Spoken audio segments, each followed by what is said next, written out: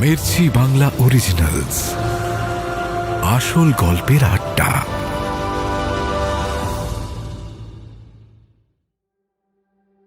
বাইরে আকাশ ঘন নীল। পুজো আসছে কদিন পরই। দেয়াসিনী ওর ঘরের বড় জানলা দিয়ে বাইরে তাকিয়েছিল, কিন্তু কিছু দেখছিল না। ওর চোখ দিয়ে অবিশ্রাম জল গড়িয়ে পড়ছিল। সেই জল মুছতে ভুলে যাচ্ছিল। অভিদীপ্ত প্লেটে অল্প খাবার নিয়ে দোতলায় দেয়াসিনীর ঘরে এলো। 2 দিন দেয়াসিনীকে কিচ্ছু মুখে দেওয়াতে পারেনি দীপ্ত। আজকে সকাল থেকেও দীপ্তর অনেক রিকোয়েস্টেও লাভ হয়নি। কিন্তু একটু আগে একসময় দেয়াসিনী নিজে থেকেই বলল, খিদে পাচ্ছে। দীপ্ত দেরি করেনি, সঙ্গে সঙ্গে নিচে গিয়ে খাবার নিয়ে এলো ওর জন্য। এখন দেয়াসিনীর দিকে খাবারের প্লেট এগিয়ে দিয়ে দীপ্ত ধীরে ধীরে ওর চোখের জল মুছিয়ে দিল। কেউ কোনো কথা বলল না। খাবার দেখে দেয়াসিনীর খিদে থাকতেও খেতে ইচ্ছে করল না। 4 চামচ সুজি অনেকক্ষণ ধরে অল্প করে মুখে ঢুকিয়ে 2 টুকরো ফল খেয়ে পুরো প্লেটটাকে ও সরিয়ে রাখল একদিকে।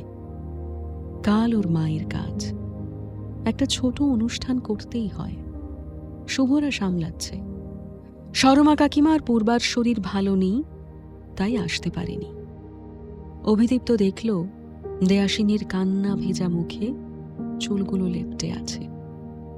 যত্ন করে চুলগুলোকে একপাশে সরিয়ে বেঁধে দিল দীপ্ত। তারপর দেয়াসিনীকে কিছুক্ষণ একা থাকতে দিয়ে প্লেটটা নিয়ে নিচে নেমে এলো। শুভর সঙ্গে কালকের অনুষ্ঠান নিয়ে আলোচনা সেরে নিল দীপ্ত। শুভ চলে যাওয়ার আগে দীপ্ত ওকে জোর করে খেতে বসালো। সঙ্গে সৌগতও ছিল। সেই সকালে এসেছিল ওরা। তারপর থেকে তো কাজেই ব্যস্ত। মায়ামাসির ছেলের খুব জ্বর। কালকের কাজ মিটে গেলে মায়ামাসি বাড়ি ফিরে যাবে। এত বড় বাড়িতে দেয়াসিনী সারা জীবনের মতো একা হয়ে গেল, যেমন হয়ে গেছিল দীপ্ত 8 বছর আগে। মা বাবাকে হারিয়ে পৃথিবীতে একেবারে একা হয়ে যাওয়ার পর দীপ্ত আর নতুন করে পৃথিবীর সঙ্গে কোনো সম্পর্ক রেখে দুঃখ পেতে চায়নি। মনে মনে সন্ন্যাস নিয়ে বাড়ি ছেড়ে বেরিয়ে চলে গেছিল। কাউকে বলে যায়নি, এমনকি দেয়াসিনী, যাকে দীপ্ত নিজের চেয়েও বেশি ভালোবাসে, তাকেও না। দীপ্ত চলে যাবার একদিন আগে ওর মায়ের শ্রাদ্ধ ছিল বলে সেই সময় নীলার্ক আর দেয়াসিনী দীপ্তদের বাড়িতেই ছিল। খুব ভোরবেলা বাড়ি ছেড়েছিল দীপ্ত। চা বাগানের ঘুম তখনও ভাঙেনি। সকালে দীপ্তর খোঁজ পড়লেও ততটা কেউ মাথা ঘামায়নি। একটা লোক নাকি ভোরে দীপ্তকে পিঠে একটা ব্যাগ নিয়ে যেতে দেখেছিল। দুপুরের মধ্যেই বাগানে চাউর হয়ে গেছিল দীপ্তর নিরুদ্দেশের খবর। ফোনটাও নিয়ে যায়নি দেখে দেয়াসিনী ভেবেছিল দীপ্ত হয়তো কোনো কাজে গেছে, বিকেলের মধ্যেই ফিরে আসবে। 7 দিন পরেও ফেরেনি দীপ্ত। বাগানের বাড়ি ঘরে তালা লাগিয়ে দেয়াসিনী জলপাইগুড়ি ফিরে এসেছিল। দেয়াসিনীকে আসতেই হতো, কারণ কিছুদিন পরই ওর কলকাতায় ভর্তি হওয়ার ডেট ছিল। আলমারির চাবি নিজের কাছে রেখে ঘরের চাবিও দিয়ে গেছিল সরমা কাকিমাকে। যদি এর মধ্যে দীপ্ত ফেরে, দীপ্তকে যাতে চাবি নেওয়ার জন্য এত দূর না আসতে হয়, তাই ওই বাড়ি যে এখন দেয়াসিনীরও দায়িত্ব, তা দেয়াসিনী জানত। দীপ্তর মা অসুস্থ হবার পর থেকেই দেয়াসিনীকে ধীরে ধীরে বুঝিয়ে দিয়েছিলেন ওই বাড়ি, ওই সংসার, সবটা। দীপ্ত আর দেয়াসিনীর ভালোবাসার কথা জেনে দেয়াসিনীর বাবা যেমন খুশি হয়েছিলেন, ডাক্তার জেঠু বেঁচে থাকতেই মামনিও ওকে ও বাড়ির মেয়েই করে নিয়েছিলেন। বাগান শুদ্ধ সকলেই জানত সে কথা। শুধু দীপ্তকে দেয়াসিনীর মা মেনে নিতে পারেননি। দেয়াসিনী জানে না কেন ওর মা সবসময় দীপ্তর খারাপ দিকগুলো খোঁজার চেষ্টা করত। দেয়াসিনীর মামনি মারা যাবার 2 দিন আগে দেয়াসিনীকে বিছানায় নিজের পাশে বসিয়ে 2টো সোনার চুড়ি ওর হাতে দিয়ে ওকে বুকে জড়িয়ে ধরে বলেছিলেন, কত আশা ছিল রে আমার, তোদের সংসার করা দেখব, মা মেয়েতে একসঙ্গে থাকব। ভাগ্য ভাগ্য বুঝলি, জীবনে কোনোদিন ভাগ্যকে বিশ্বাস করিনি, আজ করছি। নইলে এমন মারণ রোগ কারো হয়? তোদের যত্ন নিতে পারলাম না, তোদের ছেড়ে যেতে হচ্ছে। এই বাড়িটাকে খুব যত্ন করে বানিয়েছিল রে তোর ডাক্তার জেঠু। কখনো কোনো পরিস্থিতিতেই ছেড়ে যাস না ভাবি। অভিকে আমি বিশ্বাস করি না, আমি না থাকলেও সন্ন্যাসী হয়ে যাবে ঠিক। তুই আমায় কথা দে, এই বাড়ি শুদ্ধ বাড়ির মানুষটাকে তুই আগলে রাখবি। দেয়াসিনী ওর মামুনির বুকে ঝাঁপিয়ে পড়ে কেঁদেছিল। এই মানুষটাকে ছেড়েও থাকবে কিভাবে? অনেক দিন পর মামুনির কথাও মনে পড়ছিল আজ দেয়াসিনীর।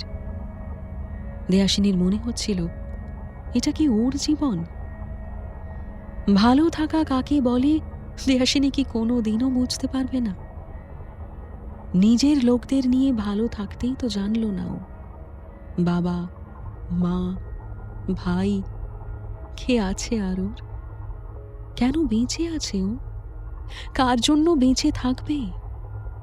এখন বিকেল গড়িয়ে সন্ধে, সবাই চলে গেছে। দীপ্ত ভাবল অনেকক্ষণ দেয়াসিনীকে গিয়ে দেখে আসেনি। দোতলায় এসে দেখল দেয়াসিনীর ঘর অন্ধকার। দীপ্ত বড় আলো না জ্বালিয়ে ল্যাম্প জ্বালল। দেয়াসিনী হাঁটুতে মুখ রেখে বসে আছে। সারা দুপুর দেয়াসিনী কেঁদেছিল। ফোলা চোখ মুখ দেখে দীপ্ত বুঝল খুব কষ্ট হচ্ছিল দীপ্তর দেয়াসিনীকে এভাবে দেখে। কিন্তু কি সান্ত্বনা ও দিতে পারে? ও তো জানি দেয়াসিনীর ভেতরে এখন কি চলছে। আজ নীলু বেঁচে থাকলে দেয়াসিনী অনেকটা ভরসা পেত। নীলুর চলে যাওয়াটা দেয়াসিনীকে আরো অন্তঃসার শূন্য করে দিয়েছে। দীপ্ত জানে এই মুহূর্তে এত বড় পৃথিবীতে দেয়াসিনী একেবারে একা, আত্মীয় পরিজনহীন। ওর মতোই শোকের তীব্র আঘাত একটু সয়ে গেলেও এই যন্ত্রণা দেয়াসিনী সহ্য করতে পারবে কিনা দীপ্ত জানে না। কিন্তু ও নিজে যে যন্ত্রণার মধ্যে দিয়ে গেছে, এত আঘাতের পর সেই চেনা যন্ত্রণার মধ্যে দেয়াসিনীকে একা যেতে দিতে চায় না সে। নিজের মাকে হারিয়ে দীপ্তর মনে হয়েছিল যদি দেয়াসিনীর কখনো এরকম খারাপ কিছু হয়, ও যেমন সহ্য করতে পারবে না, তেমনি ওর কিছু হলে দেয়াসিনীও পারবে না। তার চেয়ে দেয়াসিনীকেও দূর থেকেই ভালোবাসবে, দূর থেকেই জানবে দেয়াসিনী ভালো আছে। তাই দেয়াসিনীকে না বলে বাড়ি ছেড়ে অনেক দূরে চলে গেছিল দীপ্ত। কোম্পানির কাজ ছেড়ে, কলকাতা বা তার বাইরের ভালো ভালো কোম্পানির অফার ছেড়ে আর একটু পাহাড় ঘেঁষা জঙ্গলে গেছিল। সেখানে কিছুদিন থেকে ওখানকারই একটা কারখানায় কাজ নিয়েছিল দীপ্ত। মাঝে মাঝেই দেয়াসিনীকে ছেড়ে কিছুতেই যেন থাকতে পারত না। ওর কাছে ছুটে চলে আসতে ইচ্ছে করত, ওর জন্য মন কেমন করত দীপ্তর। 1 বছর পর বাগানে ফিরেছিল দীপ্ত। তার আগে জলপাইগুড়ি গেছিল। ও জানত দেয়াসিনীর মা ওকে ততটা পছন্দ করতেন না, তবু গিয়েছিল। দেয়াসিনীকে এক ঝলক না দেখলে যেন মরেই যেত। দেয়াসিনী বাড়িতে ছিল না, নীলার্কোর সাথে দেখা হয়েছিল। দীপ্ত জেনেছিল দেয়াসিনী কলকাতায় কলেজে পড়ে। দেয়াসিনী ভালো আছে শুনে খুব খুশি হয়েছিল দীপ্ত। নিজের বাবা মা আর দেয়াসিনীর বাবার কাছে দেয়াসিনীকে নিয়ে যে অলিখিত দায়িত্বের আভাস অভিদীপ্ত একসময় দিয়েছিল, হাসপাতালে মৃতা মায়ের সামনে দেয়াসিনীকে দেখে দীপ্ত বুক দিয়ে ওর সেই ভালোবাসার দায়িত্ব নিল। সেদিন থেকে এক মুহূর্তের জন্য দেয়াসিনীকে নিজের কাজ ছাড়া করেনি সে। দেয়াসিনীর ঘরের পাশে নীলুর ঘরেই এখনো থাকে। দীপ্ত ঠিক করেছে দেয়াসিনী চাকরিতে ফিরলে প্রতি সপ্তাহে দেয়াসিনীর কাছে যাবে। সৌম্যকে বলেছে দেয়াসিনী মানসিকভাবে একটু স্থিত হলে রেজিস্ট্রিটা সেরে ফেলবে। বাগানের কিছু লোককে চেনে দীপ্ত। এখন শোকের পরিবেশে কিছু না বললেও পরবর্তীকালে ওদের দুজনের একসঙ্গে থাকা নিয়ে দেয়াসিনীর সম্পর্কে নানা কথা উঠবে।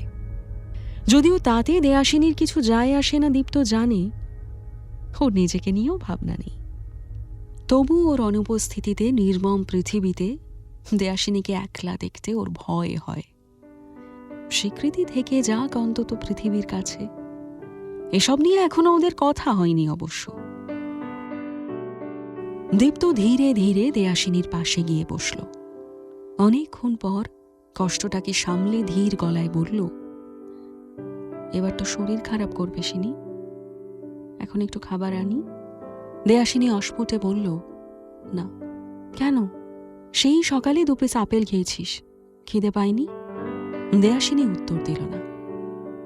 দীপ্ত বলল, আমিও কিছু খাইনি। তুই দিনের পর দিন না খেয়ে থাকবি, আমি খেতে পারি বল? দেয়াসিনী চোখ তুলে তাকিয়ে বলল, আমাকে একা ছেড়ে দাও দীপ্তদা। তুমি চলে যাওয়ার সময় একবারও ফিরে তাকাওনি। তোমার প্রতি অভিমান আর কষ্ট কারোর সামনে স্বীকার করিনি। তারপর একের পর এক আমার কাছের মানুষ। একা থাকার যন্ত্রণা আমি জানি দীপ্তদা। দিনের পর দিন একাই থেকেছি। সারাদিনে কাজের চাপে হয় একবেলার বেশি খেতে ভুলে গেছি, নয়তো সারাদিন পর রাতে ফিরে কিচ্ছু খেতে ইচ্ছে হয়নি।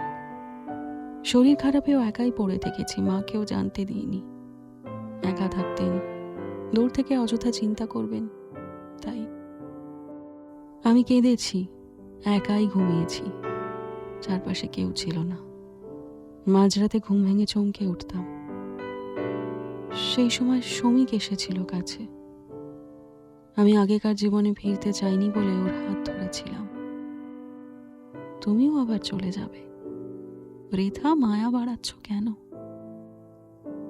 দীপ্ত ওর হাত ধরে বলল, আমি একসময় ভুল করেছিলাম, কিন্তু কখনো তোকে ছেড়ে যাইনি দেয়াসিনী। দূর থেকে তুই ভালো আছিস দেখে আমার দুঃখগুলো নিয়ে তোর সামনে দাঁড়াতে চাইনি, কিন্তু তোর খারাপ থাকার সময়গুলোতে তোর কাছেই ছিলাম। আমি এখনো তোর কাছেই আছি। তুই একা নোস, চাইলেই আমাকে স্পর্শ করতে পারিস। কি মনে হতে দেয়াসিনী বিছানা থেকে নেমে আলমারি খুলে সুন্দর চৌকো একটা বাক্স বের করল। এই বাক্সটাতেই মামনির ওই 2টো চুড়ি রেখেছিল। চুড়ি 2টো হাতে নিয়ে হু হু করে উঠল দেয়াসিনীর বুক। দীপ্তর দিকে বাক্সটা এগিয়ে দিয়ে বলল, তোমার দায়িত্ব আমায় দিয়েছিল মামনি। সৌমর থেকে শুনেছি তোমার ইচ্ছের কথা, আমার আপত্তি নেই। দীপ্ত স্নেহের স্বরে জিজ্ঞেস করল, শুধু আপত্তি নেই? দেয়াসিনী বলল, নিজে থেকে একবারও বলতে পারলে না আমায়? ভালোবাসার কথাটাও তো প্রথমবার মুখ ফুটে আমাকেই বলতে হয়েছিল। দীপ্ত এক হাতে বুকে টেনে নিল দেয়াসিনীকে। দেয়াসিনী দীপ্তকে জড়িয়ে ধরে ম্লান স্বরে বলল, আজকে সকালে ট্রান্সফারের চিঠি এসেছে আমার। এদিকেরই একটা ব্লকে হয়েছে। এরকম একটা কিছু প্রত্যাশা করেছিলাম, কিন্তু এত তাড়াতাড়ি হবে ভাবিনি। পরশু সকালে গিয়ে নতুন অফিসে জয়েন করব। দীপ্ত চমকে উঠে জিজ্ঞেস করল, খুব খারাপ কিছু হয়েছিল কি? দেয়াসিনী ক্লান্ত হাসল। তার আগেই তো সরিয়ে দিল। মায়ামাসিকে বলে দাও দুজনের খাবার এনে দিক।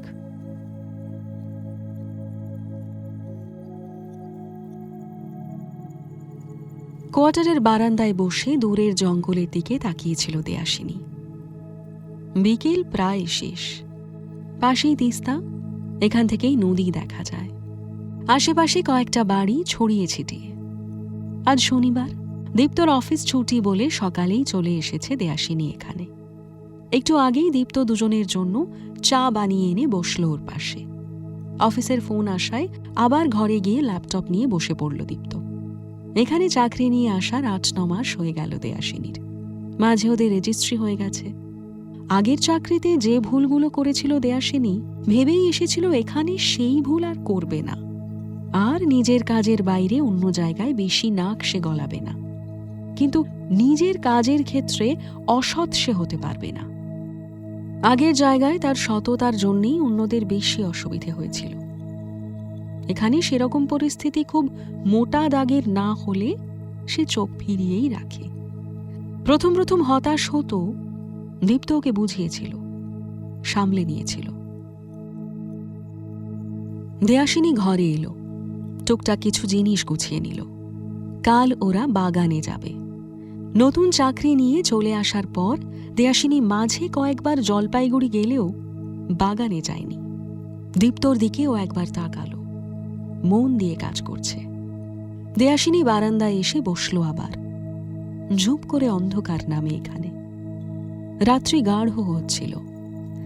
দেয়াসিনী ভাবছিল, দীপ্তর সঙ্গে প্রেমের একেবারে শুরুতে বা থাকাকালীন যে অসুবিধের কথা কখনোই মনে আসেনি, একসাথে থাকতে গিয়ে সেগুলো অনেক স্পষ্ট হয়েছে এই কমাসেই। ওদের মধ্যে ঝগড়া হয় না কখনোই, আগেও হতো না। দীপ্ত একটু রূঢ় কথা বললেই দেয়াসিনীর চোখ ফেটে জল আসে। দেয়াসিনী অনুযোগ করলে দীপ্ত অভিমান করে চুপ করে যায়। ঝগড়া ওর একেবারেই আসে না। কিন্তু হঠাৎ করেই অদ্ভুত এক শীতলতা এসেছে ওদের মধ্যে।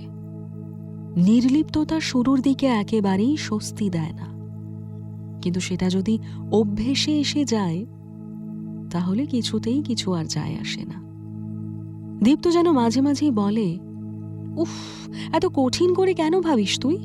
আমাদের সম্পর্কটাকে একটু বইতে দিবি দেয়াসিনী, নিজের মতো করে। দেয়াসিনী ওই সময় চুপ করে যায়।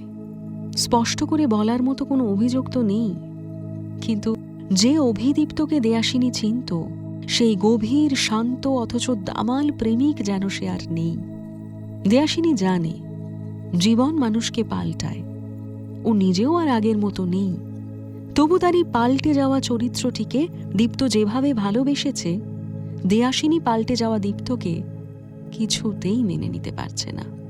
প্রায় মাঝরাতে ঘুম ভেঙে যাওয়ার পর দেয়াসিনীর সারা রাত আর ঘুম আসে না। তখন দেয়াসিনী এখানেই এসে বসে। পূর্ণিমায় সামনে চরাচর, দূরের জঙ্গল, নদীর দিকে তাকিয়ে দেয়াসিনী ঘন্টার পর ঘন্টা কিছু না ভেবেই কাটিয়ে দেয়।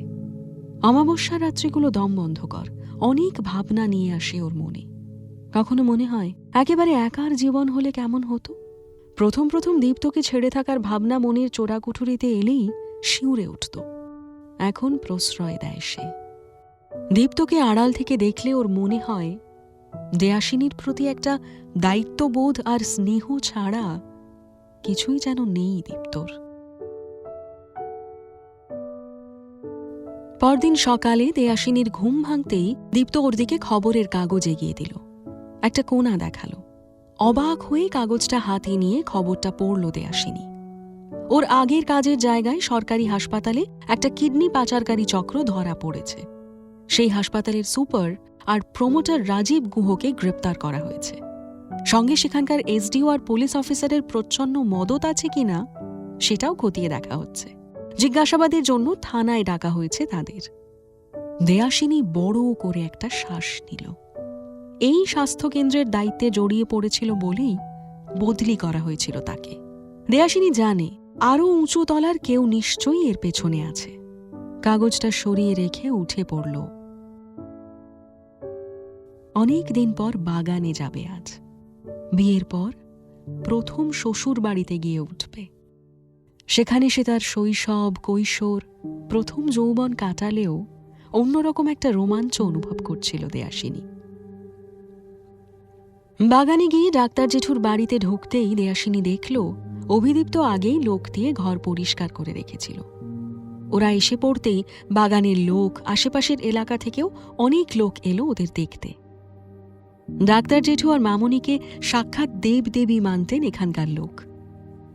সেই গভীর শ্রদ্ধাপূর্ণ ভালোবাসা ডাক্তার জেঠুদের অবর্তমানে ওদের দুজনকেই আগলে রাখবে, সেটাই স্বাভাবিক।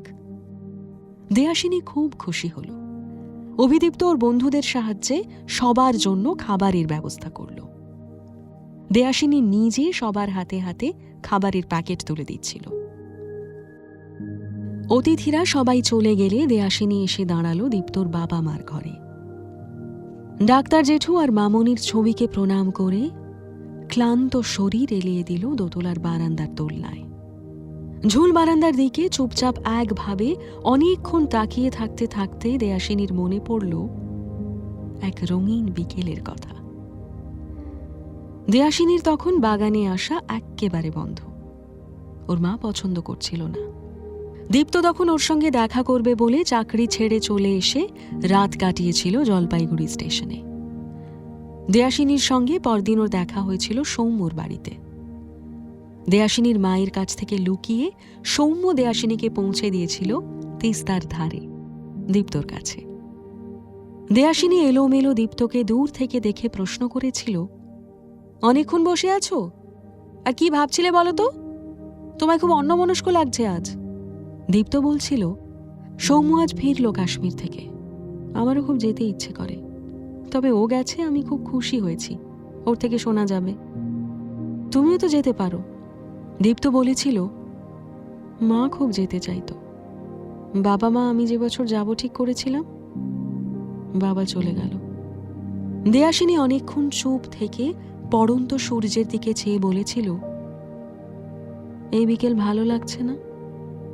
কি দারুণ কমলা রংটা খোলা শার্টসির ওপর ঝুঁকে পড়েছে, ক্রোম ইয়েলো, অথচ নরম হয়নি কিন্তু আকাশটা, পোড় খাওয়া। দেয়াসিনীর মন তখন রঙিন। জীবনের রং তাকে হাতে ধরে ছবিতে তুলে ধরতে শিখিয়েছিল ওর দীপ্তদা। বিষাদের রং জানেনি, তাই পোড় খাওয়া আকাশের দুঃখের রং সে টের পায়নি। দীপ্তদা সহজ হয়েছিল, কলকাতায় এই সময় কি করিস? এরকম হয় ফিরি? এত রোদে ঘুরিস কেন? সাইকেলে চড়বি? চল তোকে ছেড়ে আসি। আর একটু বসি। তুমি এবার প্রথম থেকেই আমার সাথে অন্যরকম ব্যবহার করছো কেন? স্টেশনে ওভাবে রাত কাটালে, তাছাড়া সবাই যে বলছে তুমি কি চাকরিটা ছেড়ে দিলে? প্রশ্ন শুনে দীপ্ত তাকিয়েছিল দেয়াসিনীর দিকে। চোখে চেয়ে থাকা চোখ দুটোর ওপর সামনের কুচো চুলগুলো ঝুঁকে পড়েছিল। দেয়াসিনী জানে এই নির্জন মানুষটার কাছে এলে ওই চোখ দুটো এভাবে তাকে দেখে। বেশিক্ষণ চোখ মেলে রাখতে পারে না সেই নরম দৃষ্টির দিকে। একটা জল ভরা মেঘ ফুটে উঠছিল পূব দিকে, ধীরে ধীরে। দীপ্তদা মেঘ ভালোবাসত। আজকে দেয়াসিনীর মনে হলো কতদিন হয়ে গেল এভাবে তাকে আর দেখে না দীপ্ত। একটা অস্বস্তিকর দূরত্ব রোজ বাড়ছে। অনেক রাতে আজও দেয়াসিনীর ঘুম আসছিল না। অনেকক্ষণ অপেক্ষা করেও অন্ধকার ওর চোখ সইছিল না। এত তীব্র অন্ধকারকে দেয়াসিনী এখনো ভয় পায়। দম বন্ধ হয়ে আসছিল ওর। আদিম রহস্যের মাঝ সমুদ্রে যেন একা দাঁড়িয়ে দেয়াসিনী, সামনে অমোঘ অন্ধকার। ওর মনে হচ্ছিল দীপ্তকে ও সবচেয়ে বেশি ভালোবেসেছিল, শমিকের চাইতেও। শমিকের সঙ্গে ওর প্রেম ছিল, পরস্পরকে আশ্রয় দিয়েছিল। অভিককে কখনো বন্ধুত্বের বাইরে গিয়ে ভালোবাসতেই পারেনি ও, কিন্তু দীপ্তর প্রতি দেয়াসিনীর আজীবন একটা অপেক্ষা, প্রেম, ভালোবাসা, দীপ্তর স্নেহ বাৎসল্য, ওরা পরিপূর্ণ হয়েছিল পরস্পরকে পেয়ে। কিন্তু দেয়াসিনীকে সামনের অন্ধকার, পূর্ণিমায় ভেসে যাওয়া বিস্তীর্ণ চরাচরে কালো নদীর জোছনা ডাকছে। ওর কিছুতেই ঘর ভালো লাগছে না আর। দেয়াসিনী টের পায়নি কখন দীপ্ত এসে দাঁড়িয়েছে ওর পাশে। চারপাশের ঘন জঙ্গল, দূরের উঁচু টিলা থেকে নিচের বড় পাথরগুলোয় পাহাড়ি ঝর্ণার তীব্র ঝরে পড়ার ছলছলাৎ শব্দ ভেসে আসছিল। অন্ধকারের নিস্তব্ধতার সঙ্গে কত রকম শব্দ যে মিশে আছে। দূরে একঘেয়ে একটা সুর, আদিবাসীদের নাচ গান, সাহেবপাড়ার পেছন থেকে কখনো কখনো ক্যানিস্তারা বেজে উঠছে, হাতির পাল জল খেতে ঢুকছে বাগানে। দীপ্ত প্রশ্ন করল, দেয়াসিনী, রাতের পর রাত ঘুমোস না, তোকে কষ্ট পেতে দেখলে আমি কিভাবে ভালো থাকি বল? তোর কি একটু সময় চাই? দেয়াসিনী উত্তর দিল, তোমার চাই না দীপ্ত? নিজেকে যে সবকিছু থেকে গুটিয়ে নিয়েছ, কিসের জন্য ত্যাগ করছো তুমি? যেমনটা ছিলে তেমনটাই থাকো প্লিজ। বিশ্বাস করো, এখনকার চাইতে অন্তত কম কষ্ট পাবো। দীপ্ত অন্ধকারে দেখছিল দেয়াসিনীকে। দেয়াসিনীর খোলা চুল হাওয়ায় উড়ছে। দেয়াসিনীর মুখে সন্ধ্যা রঙের আলো, শরীরে জোনাকির গন্ধ। দেয়াসিনী কোনো সাধারণ প্রেমিকা নয়। মনে সন্ন্যাস নিয়ে দীপ্তর সংসার করার বৃথা চেষ্টাটুকু ধরা পড়ে গেছে তাই দেয়াসিনীর কাছে। দীপ্ত হঠাৎ অনুভব করল চা বাগানের 4 ঘুমটির পাকা সড়ক থেকে কালী মন্দিরকে বাঁ দিকে রেখে 1 কিমির কাঁচা রাস্তা হেঁটে ফেলে যাওয়া নিজের ভিটের বেড়ার দরজা সরিয়ে দীপ্তর জায়গায় যদি শ্রমিক বা অভিকও এসে আচমকা দাঁড়িয়ে পড়ে, দেয়াসিনীরা চমকায় না। দীপ্তদের লুকিয়ে ফেরত আসার গ্লানিকে নির্জীব বুকের গোপনতম আড়ালে সসম্মানে জারণ করে। দেয়াসিনীরা দ্বিধা জড়তাহীন বন্ধুত্ব আগলে রাখে আজীবন।